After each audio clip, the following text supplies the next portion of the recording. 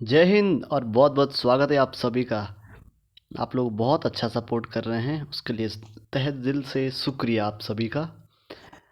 एक सवाल पिछले सीरीज़ में छूट गया था जो कि आधा था।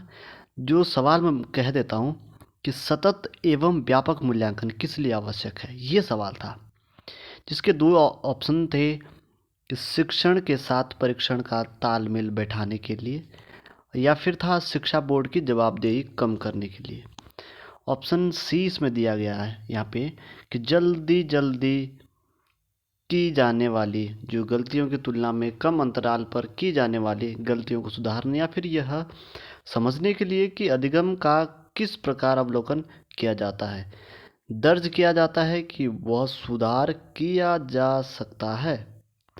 तो इसमें से जो सही जवाब होना है कि अर्थात कि सतत और व्यापक मूल्यांकन किस लिए आवश्यक है, उसका जो सही उत्तर है हमारा, जो कि ऑप्शन डी है। आप देख रहे होंगे ये ऑप्शन डी है, ये इसका सही जवाब है। अब चलते हैं आज के सीरीज पर, और पहला सवाल आपकी स्क्रीन पर ये है कि लॉरेंस कोहलबर्ग के सिद्धांत में कौन सा स्तर नैतिकता की अनुपस्थिति को सही अर्थ में सूचित करता है। बहुत बढ़िया सवाल है। तो ऑप्शन ए देता है इसमें स्तर 3, या फिर 4, 1, 2, इनमें से हमें बताना है। तो जो सही जवाब है वो है पहला, यानी कि स्तर फर्स्ट, यानी कि ऑप्शन सी सही जवाब है इसमें। अगला सवाल आपकी स्क्रीन पर यह है कि निम्नलिखित में से कौन सा बच्चों के सामाजिकरण के प्रगतिशील मॉडल के संदर्भ में सही नहीं है। मेरे दोस्तों, जो सही नहीं है वो बताना है आपने। तो ऑप्शन बी देखिएगा, गौर करिएगा कि बच्चे विद्यालय में बताई गई बातों को स्वीकार करते हैं, चाहे उनकी सामाजिक पृष्ठभूमि कुछ भी हो। होता है ऐसा ना, आप देखते होंगे। तो ऑप्शन जो बी है वो इसका सही जवाब है। बाकी आप पढ़ेंगे कक्षा में प्रजातंत्र के लिए स्थान होना चाहिए। तो जो ऑप्शन बी है, क्या पूछा है, नहीं है नहीं, ऐसा अक्सर होता है। तो ऑप्शन प्रश्न संख्या 3 पर चलेंगे हम लोग। अब प्रचलित योजनाओं में नई जानकारी जोड़ने को किस नाम से जाना जाता है, किस नाम से जाना जाता है। तो आत्म सात्वकरण, आत्म सात्वकरण जो इसको कहा जाता है नई जानकारी जोड़ना। अगले सवाल पर चलते हैं, और इनमें से कौन सा त्रितंत्रीय सिद्धांत महत्वपूर्ण है। त्रितंत्रीय सिद्धांत में व्यवहारिक बुद्धि का अभिप्राय नहीं है। क्या मेरे दोस्तों, नहीं है। तो ऑप्शन बी इसको देखेंगे कि केवल अपने विषय में जो व्यवसायिक रूप से विचार करना। क्या पूछा है, नहीं। ये जरूर फरमाइएगा आप लोग गौर इस पर। तो ऑप्शन बी इसका सही जवाब है। शिक्षण का जो विकासात्मक परिप्रेक्ष्य शिक्षकों से यह मांग करता है कि, कैसी मांग करता है, विकासात्मक कारकों के ज्ञान के अनुसार अनुदेशन युक्तियों का अनुकूलन करें। ऑप्शन बी इसका सही जवाब बता रहा है। मनोसामाजिक सिद्धांत निम्नलिखित में से किस पर बल देता है। बहुत बढ़िया सवाल है। मनोसामाजिक जो सिद्धांत है वो किस पर बल दे रहा है। उद्यम के मुकाबले में हीनता पर, हीनता के स्तर पर बल देता है। ऑप्शन जो सी है वो सही जवाब है इसका। यह तथ्य कि बच्चों को सांस्कृतिक रूप से प्रासंगिक ज्ञान की आवश्यकता होती है। तो वाइगोत्स्की ने ये सब कहा, लेव वाइगोत्स्की ने ये कहा है। हालांकि इस प्रकार के तथ्य ये कथन नहीं देखने को मिलते हैं। आप एग्ज़ाम दे, जो भी एग्ज़ाम होते हैं संभवतः कम एक अगर आ जाता है तो बहुत काफ़ी जो फेमस होता है वो आता है। आप एक शिक्षक के रूप में रैंकिंग और माफ़ कीजिएगा, जो रैंकिंग होती है, रैंकिंग और धमकाने के सख्त विरोधी हैं। बिल्कुल हैं, आप मास्टर हैं, मास्टरनी हैं, जो भी है।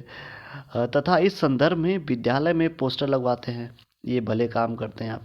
तथा समिति बनवाते हैं, अच्छा बैठ गए जिले, समिति बन गई 4, 5, 6 लोगों की। और आपसे जुड़ने वाले किशोर जो इस विचार के दृढ़ विश्वासी हैं, निम्नलिखित में से किस स्तर पर होंगे, कौन से स्तर पर होते हैं। तो उत्तर पारंपरिक। तो ऑप्शन डी सही जवाब है। उत्तर का मतलब बाद होता है, आफ्टर। अगला सवाल देखिए, बहुबुद्धि के सिद्धांत के संदर्भ में एयरफोर्ट पायलट, माफ कीजिएगा, एयरफोर्स जो पायलट होता है बनने के लिए कौन सी बुद्धि आवश्यक है? और ये सवाल पूछा गया पहले भी, अच्छे एग्जाम में पूछा गया था, तो गतिक बुद्धि उसको चाहिए होती है। बुद्धि की स्पीयरमैन परिभाषा के कारक जी है। बुद्धि की जो स्पीयरमैन परिभाषा के कारक जी हैं, तो ये जी है, ये किसको प्रदर्शित कर रहा है, किसको बता रहा है? तो सामान्य बुद्धि को बताता है जी, स्पीयरमैन की। निम्नलिखित में से बताया है कि कौन से समाज में लिंग समानता का मानदंड हो सकता है? क्या बोला कि हो सकता है, ये बताना हमको। तो किस में हो सकता है? यहाँ पे देखिएगा आप लोग कि कक्षा 12 तक पहुंचने वाले लड़कों और लड़कियों की संख्या की तुलना, ऑप्शन सी, यहाँ तक की जा सकती है, कहने का तात्पर्य इनका ये। और वैयक्तिक अंतरों का ज्ञान शिक्षकों की मदद किस में करता है? किस में करता है व्यक्ति को? तो यहाँ पे बताया गया है कि सभी शिक्षार्थियों की जो व्यक्तिगत आवश्यकताओं का आकलन करने और उसके अनुरूप उन्हें पढ़ने में, ऑप्शन डी जो है वो इसका सही जवाब है। ये सारे सवाल है जो ये सब पूछे गए हैं किसी न किसी वास्तविक जो एग्ज़ाम है, वास्तविक जो परीक्षाएं हुई है केंद्र सरकार की या राज्य सरकार की, उनमें सवाल पूछे गए हैं। आप देख सकते हैं टीटी में या फिर कोई भी जो टीचिंग एग्ज़ाम था उसमें पूछी गई है, तो ये बहुत ज़्यादा ज़रूरी हो जाता है। विद्यालय आधारित आकलन बताया गया इसमें, तो ऑप्शन सी रचनात्मक प्रतिपुष्टि उपलब्ध कराने कराते हुए सीखने में संवर्धन करता है। ऑप्शन सी वो सही जवाब है इसका। कक्षा में शिक्षार्थियों से कहा गया है कि वे अपने समाज के लिए क्या कर सकते हैं, इसे दर्शाने के लिए एक नोटबुक में अपने कार्य की विधिक शिल्प कृतियों को संयोजित करें। इस प्रकार यह किस प्रकार की गतिविधि है? बताएं, अभी किस प्रकार की गतिविधि है? तो इसको बताया जाता है पोर्टफोलियो आकलन को। ऑप्शन सी सही जवाब है इसका। आपकी कक्षा में कुछ बच्चे हैं जो गलतियां करते हैं, बिल्कुल स्वाभाविक है ये। इस परिस्थिति का आपके विश्लेषण के अनुसार इनमें से कौन सा कथन सबसे बढ़िया है? बढ़िया मतलब उपयुक्त है जो, वो हमको बताना है। तो कथन सुना देता हूँ मैं आपको। पहला पूछता है कि बताता है आपको कि बच्चों का बुद्धि स्तर निम्न है। अच्छा भाई। दूसरा देखो कि बच्चों ने अभी तक संकल्पनात्मक स्पष्टता प्राप्त नहीं की तथा आपको अपनी जो शिक्षण विधि पर चिंतन करने की आवश्यकता है। सी देखेंगे इसमें कि बच्चों की अध्ययन में रुचि नहीं है और वे अनुशासनहीनता उत्पन्न करना चाहते हैं, या फिर बच्चों को आपकी जो कक्षा में प्रोन्नत नहीं करना चाहिए था। तो जो सही जवाब बता रहा है इसमें ऑप्शन बी बता रहा है कि बच्चों ने अभी तक संकल्पनात्मक जो स्पष्टता प्राप्त नहीं की और आपको अपनी शिक्षण विधि पर चिंतन करने की आवश्यकता है। कुछ नवाचार या कुछ नई विधि अपनाने की या सोचने की जरूरत है उसमें हमको। अक्सर ऐसा होता है क्लास में, अगर आप देखेंगे तो ये देखिएगा अगला सवाल पूछता है आपसे कि कक्षा परीक्षणों में अच्छा प्रदर्शन करने में एक बच्चे की असफलता में हमें विश्वास की तरफ ले जाती है कि पाठ्यक्रम, शिक्षण पद्धति, आकलन प्रक्रियाओं पर विचार करने की आवश्यकता है। ऑप्शन सी वो सही है इसका। निम्नलिखित में से कौन सी आकलन पद्धति विद्यार्थियों की सर्वोत्तम क्षमता को पोषित करेगी? तो जो पोषित करती है वो ऑप्शन सी हम देखेंगे इसमें, कि जब क्या होता है कि संकल्पनात्मक परिवर्तन तथा विद्यार्थियों के वैकल्पिक समाधानों को आकलन की विभिन्न विधियों के द्वारा आकलित किया जाता है। Option C. वाइगोत्स्की के अनुसार समीपस्थ विकास का क्षेत्र है। कौन सा समीपस्थ विकास का क्षेत्र है बताया गया है इसमें, वो हमको बताना है। तो यहाँ आप देखेंगे आप लोग कि जो ऑप्शन सी है, बच्चे के द्वारा स्वतंत्र रूप से किए जा सकने वाले तथा सहायता के साथ करने वाले कार्य के बीच जो अंतर होता है उसकी बात करता है वाइगोत्स्की। सामाजिकरण एक प्रक्रिया है। कैसी प्रक्रिया है सामाजिकरण? मूल्यों, विश्वासों और अपेक्षाओं को अर्जित करने की। ऑप्शन ए वो सही जवाब है इसका। अनुसंधान से पता चला है कि विद्यालय में अनेक स्तरों पर विभेदीकरण पाया जाता है। तो इसमें जो सही जवाब है, बहुत से अध्यापक पढ़ाने के लिए केवल व्याख्यान विधि का प्रयोग करते हैं। बिल्कुल सही बात है। और ख़ासकर जब उम्र दराज हो जाते हैं स्कूलों में, हमने देखा हमारे गांव में, या आप लोग देखते होंगे जो भी आपके आसपास गांव है, जो बुज़ुर्ग मास्टर साहब होते हैं वो क्या है कि ये चेयर पे बैठे रहते हैं और टांग पे टांग धर देते हैं आराम से बैठ के, और फिर बोलते रहते हैं हाँ जी। इस प्रकार से चलता रहता है, ये व्याख्यान विधि है उनकी। तो समझ आ रहा है, उनको फ़र्क नहीं पड़ता उतना ज़्यादा। संभवतः 90% मैंने देखा है, 10% हो सकते हैं अच्छे हों तभी भी। एक बहुत सांस्कृतिक कक्ष में अध्यापिका सुनिश्चित करेगी कि आकलन में निम्नलिखित में से संबंधित हो। क्या संबंधित हो? अपने विद्यार्थियों की सामाजिक सांस्कृतिक पृष्ठभूमि। ऑप्शन वो बी है वो सही है इसका। कोलबर्ग के सिद्धांत की एक प्रमुख आलोचना क्या है? कौन सी आलोचना जो कोलबर्ग की है? कोलबर्ग ने पुरुषों एवं महिलाओं की नैतिक तार्किकता में सांस्कृतिक विभिन्नताओं को महत्व नहीं दिया है। बहुत बढ़िया, बहुत अच्छा सवाल है। आप इसको बहुत अच्छे से देख लें आप लोग। और अब बढ़िया सवालों की ओर हम लोग, अच्छे सवालों का दौर है अब जो आने वाले हैं और पूछे गए अच्छे अच्छे एग्जाम में। गार्डनर के बहुबुद्धि सिद्धांत के अनुसार वह कारक जो व्यक्ति के आत्मबोध हेतु सर्वाधिक योगदान देगा वह कौन सा हो सकता है? कौन सा हो सकता है मेरे दोस्तों? वो अंतःवैयक्तिक हो सकता है। बहुत बढ़िया सवाल है ये। इनमें से कौन सा बाल विकास का एक सिद्धांत है? कौन सा है? आपने तो पढ़े हैं। तो विकास परिपक्वन तथा अनुभव के बीच अन्योन्य क्रिया की वजह से घटित होता है, जो एक सिद्धांत है बताया गया इनमें से। आगे हम इसमें बढ़ते हैं। तो वाइगोत्स्की तथा पियाजे के परिप्रेक्ष्य में एक प्रमुख विभिन्नता है, और वो विभिन्नता क्या है कि भाषा एवं चिंतन के बारे में उनके दृष्टिकोण। जो ऑप्शन सी है वो बिल्कुल सही जवाब है इसका। अगला सवाल ये यहाँ पे दिया कि सामान्य पुरुष में XY गुणसूत्र होते हैं, जबकि जो सामान्य महिला में कौन से होते हैं वो हमको बताना है इसमें। तो ये हालांकि सभी को पता होता है कि सामान्य महिला में XX पाए जाते, गुणसूत्र पाए जाते हैं। शैशव काल की अवधि कितनी बताई गई है? तो शैशव काल की अवधि जन्म से 2 साल तक बताई गई है। विकास से, बहुत बढ़िया सवाल है ये। विकास से इसमें बताना सामान्य, क्या बोला कि विकास से, विकास माफ कीजिएगा, विकास जो सामान्य से विशिष्ट की ओर बढ़ता है। बहुत बढ़िया। तो ऑप्शन ए बिल्कुल सही जवाब बैठ रहा है इसका। हाँ, इन दोनों पे कंफ्यूज होता है, विशिष्ट से सामान्य।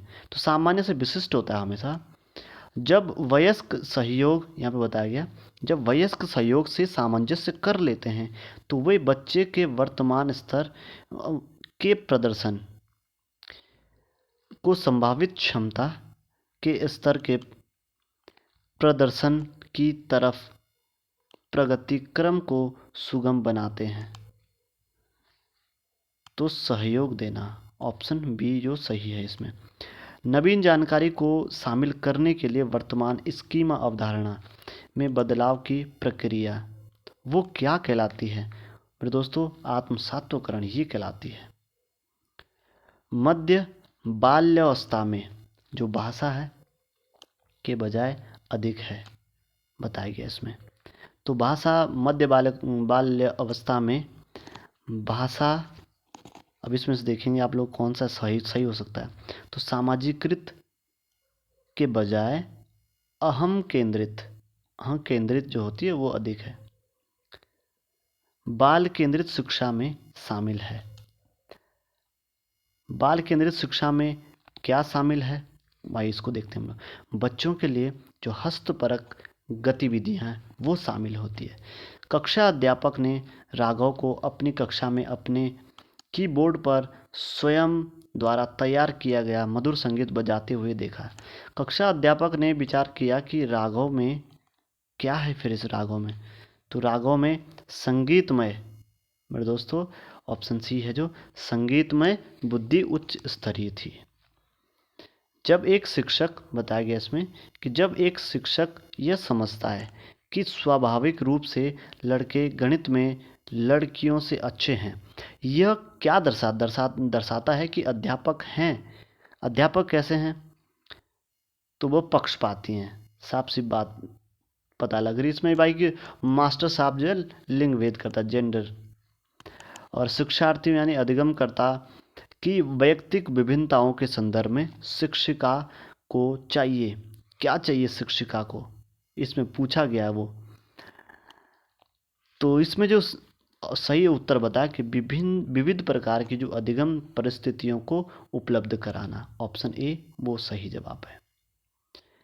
निम्नलिखित में से कौन सा बाल विकास का एक सिद्धांत नहीं है? कौन सा नहीं है? तो सभी विकास तथा अधिगम एक समान गति से आगे बढ़ते हैं, ऑप्शन डी ये सही जवाब है इसका। निम्नलिखित में कौन सा आकलन करने का सर्वाधिक उपयुक्त तरीका है? सबसे बढ़िया तरीका कौन सा है? तो आकलन जो होता है शिक्षण अधिगम में अंतर्निहित प्रक्रिया है, ऑप्शन बी वो सही जवाब है। और आगे पूछ रहा है कि बच्चों के बारे में निम्नलिखित कथनों में से किस कथन से वाइगोत्स्की सहमत नहीं है? वो बिल्कुल सहमत नहीं है भाई साहब। तो बच्चे समवयस्कों और वयस्कों के साथ सामाजिक अंतःक्रियाओं के माध्यम से सीखते हैं। तो इस कथन के साथ बिल्कुल भाई साहब सहमत हैं। क्या बोला? सहमत हैं। बच्चे, इसमें बताया गया जो बच्चे होते हैं वो कैसे होते हैं? जिज्ञासु प्राणी होते हैं जो अपने चारों ओर के जगत को खोजने के लिए अपने ही तर्कों और क्षमताओं का उपयोग करते हैं, ऑप्शन ए जो सही जवाब बैठ रहा है इसके साथ। बच्चों की त्रुटियों के बारे में निम्नलिखित में कौन सा कथन सही है? कौन सा कथन सही है कि बच्चों की त्रुटियां उनके सीखने की प्रक्रिया का अंग है? बिल्कुल सही जवाब है ये तो, ऑप्शन बी। और भारत में भाषिक विभिन्नता बहुत है। क्या बोला? कि यहाँ बहुत सारी विभिन्नताएं हैं। शिक्षक को सभी भाषाओं का सम्मान करना चाहिए और सभी भाषाओं में अभिव्यक्ति के लिए बच्चों को प्रोत्साहित करना चाहिए। सही बात भी है, क्योंकि भाषा और ज्ञान में बहुत अंतर होता है। कोई आदमी बढ़िया हिंदी बोल लेता है तो वो ज़रूरी नहीं कि इसको बहुत बड़ा ज्ञान भी हो सकता है। कोई अच्छी अंग्रेजी बोल लेता है, कोई ज़रूरी नहीं कि बहुत ज़्यादा इंटेलिजेंट है। तो यही कहने का तात्पर्य इसका भी। तो भाषा और ज्ञान का बिल्कुल इतना ज़्यादा आपस में वो नहीं है, संबंध नहीं है। तो भाषा है, आ सकती है लोगों को। प्राकृतिक पोषण विवाद में प्रकृति से क्या अभिप्राय है? क्या अभिप्राय हो सकता है? तो जैविकीय विशिष्टताएं या वंशानुक्रम सूचनाएं, ऑप्शन बी। जनसंचार माध्यम सामाजिकरण का एक महत्वपूर्ण माध्यम बनता जा रहा है। भाई ये बढ़िया कथन है। अब यहाँ पे सोचेगा, इसकी व्याख्या की है इन्होंने कि जो जनसंचार माध्यमों की पहुंच बढ़ रही है और जनसंचार माध्यम अभिवृत्तियों, मूल्यों और विश्वासों को प्रभावित करता है। इसलिए कौन सा सामाजिकरण का एक प्रमुख कारक बताया गया है? तो वो परिवार है, ऑप्शन ए। बच्चों को अपने अध्ययन में प्रयास करने हेतु प्रोत्साहित करने के लिए शिक्षकों को किसकी आवश्यकता है? तो किसकी आवश्यकता है? बच्चे को प्रेरित करने की। बहुविकल्पी प्रश्न बच्चों की बताया गया इसमें कि योग्यता का आकलन करते हैं। तो जो ऑप्शन सी है सही उत्तर का प्रत्यास्मरण करने, ऑप्शन सी। सामाजिकरण की प्रक्रिया में शामिल नहीं है।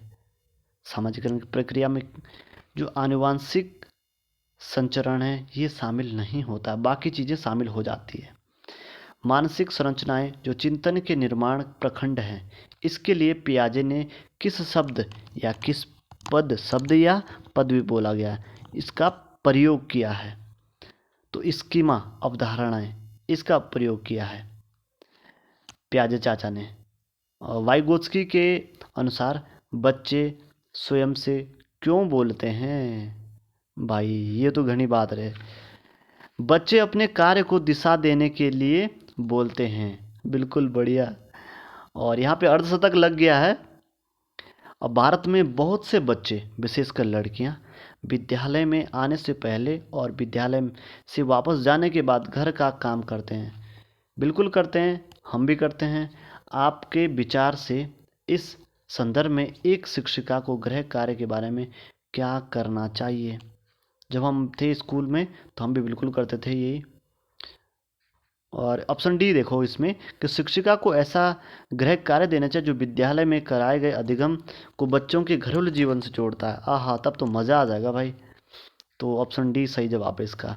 और एक प्रभावी कक्षा में बताया गया है, एक प्रभावी कक्षा कैसी हो सकती है?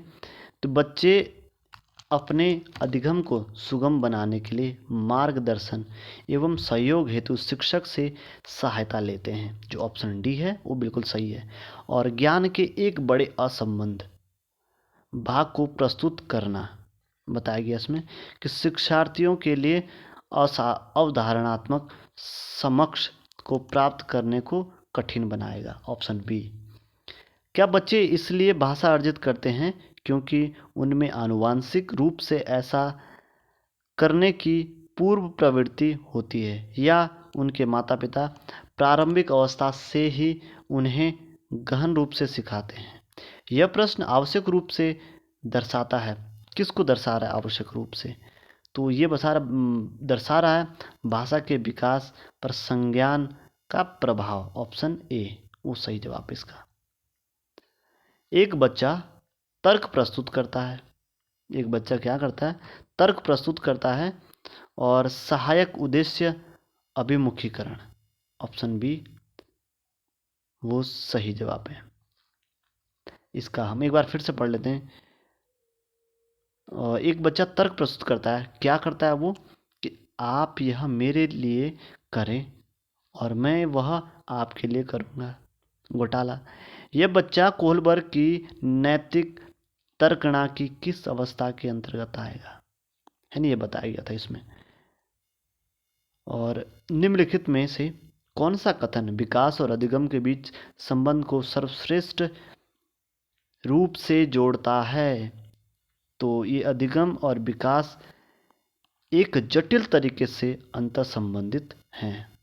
बहुत बढ़िया, अच्छा सवाल है ये। इनमें से कौन सा विकास का एक सिद्धांत नहीं है? भाई ये तो बताना हमने कौन सा नहीं है इनमें सिद्धांत। तो विकास केवल संस्कृति से शामिल और निर्धारित होता है। अरे भाई ये केवल क्यों जोड़ रहा? जो केवल जोड़ दिया तब गड़बड़ हो गई बात, तो भाई इसलिए गलत। ये वाला सवाल, ये वाला ऑप्शन गलत है, सही जवाब है मतलब। और बाल केंद्रित जो कक्षा की एक प्रमुख विशेषता है, कौन सी है उसकी? शिक्षक के मार्गदर्शन से शिक्षार्थियों को अपनी स्वयं की समझ का निर्माण करने के लिए उत्तरदायी बनाया जाता है, ऑप्शन ए वो सही जवाब है। बुद्धि के बारे में निम्नलिखित में से कौन सा कथन सर्वाधिक बढ़िया है? सबसे बढ़िया कौन सा है? तो बुद्धि बहुआयामी है और इसमें कई पहलू निहित हैं, ऑप्शन सी वो सही है। जेंडर बताया गया, लिंग पक्षपात की ओर संकेत करता है, तो इसमें हमें बताना है कि जो पक्षपात की ओर कौन सा ऑप्शन सही है। तो सांस्कृतिक अभिवृत्तियों के कारण अपेक्षाओं पर आधारित लड़कों और लड़कियों से भिन्न व्यवहार करना की ओर संकेत करता है, पक्षपात की ओर। एक उच्च प्राथमिक विद्यालय के शिक्षक के रूप में आपके पास कक्षा में कुछ ऐसे बच्चे हैं जो प्रथम पीढ़ी के रूप में विद्यालय में आ रहे हैं। वाह! आपके द्वारा निम्नलिखित में से किसे किए जाने की संभावना सबसे ज़्यादा है, सर्वाधिक है? तो किसकी? ऑप्शन डी देखेंगे हम लोग कि कक्षा गतिविधियों के समय गृह कार्य के लिए उन्हें बुनियादी सहयोग और अन्य सहायता उपलब्ध कराएंगे। ये सबसे ज़्यादा जरूरत ही है। समान आयु के बच्चों में भी आकृति, योग्यता, स्वभाव, रुचि, प्रवृत्ति और अन्य बातों में बहुत अंतर होता है। इस संदर्भ में विद्यालय की क्या भूमिका है?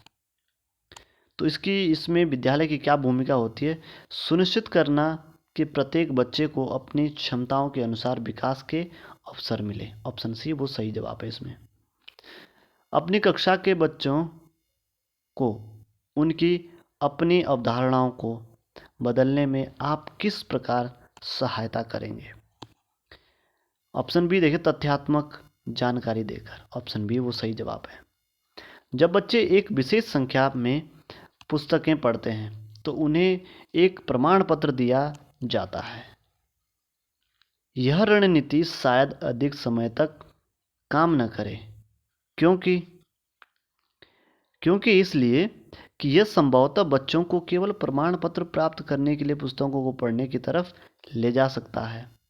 लालच, अंदर से फीलिंग नहीं आएगी उनको फिर। और किसी कक्षा में शिक्षक की भूमिका है। क्या हो सकती है शिक्षक की भूमिका? तो सीखने की जो विश्वसनीय स्थितियां जुटाना और शिक्षार्थियों को स्वतंत्र चिंतन की सुविधा देना। ऑप्शन ए वो सही जवाब है। निम्नलिखित में से कौन सा कथन बच्चों की त्रुटियों के संबंध में सबसे बढ़िया है? सबसे बढ़िया कथन है कि बच्चों की गलतियां एक खिड़की के समान है, यह जानने के लिए कि वे किस प्रकार सोचते हैं। खिड़की बताई गई इसमें मेरे दोस्तों, बहुत ज़्यादा है, इम्पॉर्टेंट है ये भी। और आकलन शिक्षण अधिगम प्रक्रिया का अभिन्न अंग है। तो इसमें जो सही जवाब है इसका वो ऑप्शन डी हम देखेंगे कि आकलन से अध्यापक बच्चों के अधिगम को समझता है और उसके अपने शिक्षण की परिपुष्टि भी करता है। Option D. व्याख्या, अनुमान और अथवा बताया गया इसमें नियंत्रण प्राकल्पना के लक्ष्य हैं। तो जो वैज्ञानिक पद्धति, ऑप्शन ए बताया गया, व्याख्या, अनुमान और नियंत्रण प्राकल्पना, तो ये वैज्ञानिक पद्धति के लक्ष्य होते हैं। ये वाइगोत्स्की के सामाजिक सांस्कृतिक सिद्धांत के अनुसार बताया गया इसमें क्या कि संस्कृति और भाषा विकास में महत्वपूर्ण भूमिका निभाते हैं। Option B. कक्षा 7 का शिक्षार्थी गणित में त्रुटियां करता है, बड़ी गलतियां करता है। एक शिक्षक के रूप में आप क्या करेंगे इसमें? तो शिक्षार्थी से कहेंगे कि विकल्पात्मक पद्धति का प्रयोग करें और स्वयं त्रुटि का पता लगाने के लिए उसे दोबारा कहें, है ना, ये करेंगे हम लोग। Option D. वैयक्तिक अंतरों का ज्ञान शिक्षकों की मदद किस में करता है? वैयक्तिक अंतरों का ज्ञान शिक्षकों की मदद किस में करता है? किस में करता है वो? कि सभी शिक्षार्थियों को व्यक्तिगत आवश्यकताओं का आकलन करने और उसके अनुरूप उन्हें पढ़ाने में। ऑप्शन ए वो सही जवाब है। निम्नलिखित में से कौन सा समाज में लिंग समानता का मानदंड हो सकता है? क्या बोला? जो हो सकता है वो कक्षा 12 तक पहुंचने वाले लड़के लड़कियों की संख्या में तुलना है। अभी सवाल पूछ भी लिया था ऊपर, हल्का सा दोबारा दे दिया इन लोगों ने। और प्रगतिशील शिक्षा निम्नलिखित में से किस कथन से संबंधित है? तो प्रगतिशील शिक्षा की अगर बात करें तो ज्ञान, प्रत्यक्ष अनुभव और सहयोग से उत्पन्न होता है। जो ऑप्शन सी है वो सही जवाब है। बुद्धि की स्पीयरमैन परिभाषा में जो कारक जी है वो पूछा गया है, वो क्या है? तो सामान्य बुद्धि, ये भी आपने दोबारा देख लिया इसमें। बहुबुद्धि के सिद्धांत के संदर्भ में एयरफोर्स में आपने देखा भी गतिक होती है। और आप एक शिक्षक शिक्षिका के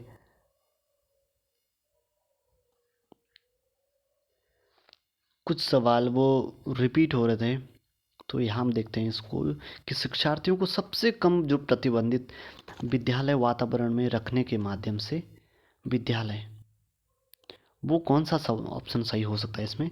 कि जो ऑप्शन ए हम देखते हैं कि दूसरे बच्चों को संवेदनशील बनाता है, कि वे अलाभान्वित बच्चों को दबाएं नहीं और उन्हें नीचा ना दिखाएं। जो ऑप्शन है वो सही है इसका। और कक्षा में शिक्षार्थियों से कहा गया कि वे समाज के लिए क्या कर रहे हैं, इसे दर्शाने के लिए एक नोटबुक में अपने कार्य की विविध शिल्प कृतियों को संयोजित करें और यह किस प्रकार की गतिविधि हो सकती है। तो ये पोर्टफोलियो आकलन हो सकता है।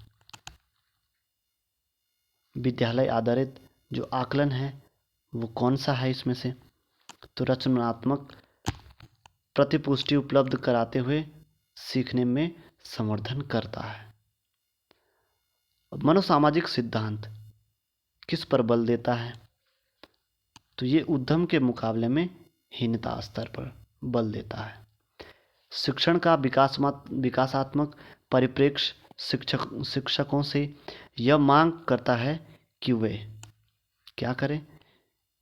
ऑप्शन सी हम देखते हैं कि विकासात्मक कारकों के ज्ञान के अनुसार अनुदेशन युक्तियों का अनुकूलन करें। ऑप्शन सी वो इसका सही जवाब है। भारत में अधिकांश कक्षाएं बहुभाषी होती हैं और इसे शिक्षक द्वारा बताया गया कि संसाधन के रूप में देखा जाना चाहिए, है नहीं? ये बहुभाषी भाषाएं जो शिक्षार्थियों द्वारा की गई गलतियां और त्रुटियां बताया गया इसमें, उनके चिंतन को समझने के अवसर के रूप में देखी जानी चाहिए। ऑप्शन बी वो सही है इसमें। खालिस्तान भरना है, पूछा गया कि कौन है इनमें से? तो पियाजे के विचार से बच्चे सक्रिय ज्ञान निर्माता और नन्हे वैज्ञानिक हैं। ये बहुत ज़्यादा फेमस है, जो संसार के बारे में अपने सिद्धांत की रचना करते हैं। ये बहुत ज़्यादा फेमस है, ये आप लोग नन्हे वैज्ञानिक वाला है, ये कई बार पूछा गया है। सीटेट 2016 में पूछा गया था ये। और बाल केंद्रित शिक्षा शास्त्र का अर्थ क्या होता है? तो बच्चों की अभिव्यक्ति और उनकी सक्रिय भागीदारी को महत्व देना। ऑप्शन बी वो सही है इसमें। और जटिल परिस्थिति को संसाधित करने में शिक्षक बच्चों की सहायता कर सकता है। तो इसमें सही जवाब क्या हो सकता है? कि कार्य को छोटे हिस्सों में बांटने के बाद निर्देश लिखकर। ऑप्शन जो सी है वो सही जवाब है इसमें। शिक्षार्थियों से यह अपेक्षा बताया गया है कि शिक्षार्थियों से यह अपेक्षा करना कि वे ज्ञान को उसी रूप में पुनः प्रस्तुत कर देंगे जिस रूप में उन्होंने ग्रहण किया है। तो समस्यात्मक है भाई, मुश्किल है ना ऐसा, क्योंकि व्यक्ति अनुभवों की व्याख्या करते हैं और ज्ञान को ज्यों का त्यों पुनः स्थापित नहीं करते। बिल्कुल। विकास की गति एक व्यक्ति से दूसरे में भिन्न होती है, किंतु यह एक बताया गया नमूने का अनुगमन करती है। तो जो ऑप्शन सी है क्रमबद्ध और व्यवस्थित, ऑप्शन सी वो सही जवाब है। विकास के लिए निम्नलिखित में से कौन सा एक उचित है? कौन इनमें से जो उचित हो सकता है? सामाजिक सांस्कृतिक संदर्भ विकास में एक महत्वपूर्ण भूमिका का निर्वाह करता है। ऑप्शन ए जो सही जवाब है इसमें। व्यक्तियों में एक दूसरे से भिन्नता क्यों होती है? क्यों अलग अलग होते हैं? वंशानुक्रम वातावरण के बीच जो अनन्य क्रिया के कारण जो है एक दूसरे से भिन्न अलग अलग होते हैं। बच्चे के सामाजिकरण में परिवार की भूमिका कैसी होती है? तो बताइए इसमें। तो कम महत्वपूर्ण होती है सामाजिकरण में। तो फिर दोस्तों ये सवाल ऑप्शन डी उत्तर दे रहा है इसका। मुख्य भी नहीं बता रहा है, संभवतः मुख्य भी हो सकती थी। इस सवाल पर आप गौर फरमाइएगा, बहुत ज़्यादा इम्पॉर्टेंट सवाल है कि बच्चे के सामाजिकरण में जो परिवार भूमिका निभाता है वो कम महत्वपूर्ण बता रहा है इसमें ऑप्शन। इसका सही जवाब डी है। हालांकि आपको भी डाउट हो रहा होगा। निम्नलिखित में से, और ये सवाल पूछा गया सीटेट 2016 में, उसका ऑथेंटिक आंसर है ये कम महत्वपूर्ण। निम्नलिखित में से कौन सा एक सही मिलान वाला जोड़ा है? तो कौन सा सही मिलान वाला जोड़ा है? मूर्त संक्रियात्मक बच्चा, संधारण एवं वर्गीकरण योग्य, ऑप्शन डी जो वो सही मिलान वाला जोड़ा है। एक बच्चा कहता है कि धूप में कपड़े जल्दी सूख जाते हैं, वह किस समझ को प्रदर्शित कर रही है? किस समझ को? कार्यकरण की समझ को प्रदर्शित कर रहा है। पियाजे के अनुसार बच्चे का चिंतन वयस्कों से बताया गया इसमें कि वयस्कों से प्रकार में भिन्न होता है बजाय मात्रा के। यहाँ पे मात्रा आएगा और यहाँ पे प्रकार आएगा काइंड्स का। वाइगोत्स्की के अनुसार बच्चे सीखते हैं। बच्चे किससे सीखते हैं वाइगोत्स्की भाई साहब क्या कहते हैं? वो कहते हैं कि वयस्कों और समवयस्कों के साथ परस्पर क्रिया से, ऑप्शन सी। कोलबर्ग ने प्रस्तुत किए हैं क्या? नैतिक शिक्षा, माफ कीजिएगा, नैतिक विकास के चरण हैं वो इन्होंने प्रस्तुत किए हैं। और निम्नलिखित में से कौन सी स्थिति बाल केंद्रित कक्षा कक्ष को प्रदर्शित कर रही है? जो सही जवाब है इसमें बी, एक कक्षा जिसमें शिक्षार्थी समूहों में बंटे हैं और शिक्षिका बारी बारी से प्रत्येक समूह में जा रही है, ऑप्शन बी है वो सही है इसमें। और बुद्धि है, क्या बोला गया कि जो बुद्धि है वो क्या है? सामर्थ्यों का एक समुच्चय है, ऑप्शन डी। भाषा विकास के लिए प्रारंभिक बचपन बताया गया इसमें और वो है अति संवेदनशील, ऑप्शन जो बी है वो सही। अति संवेदनशील काल है भाषा विकास के लिए प्रारंभिक बचपन है जो होता है। और 500वां इसमें सवाल देखेंगे हम लोग कि जो आकलन होता है,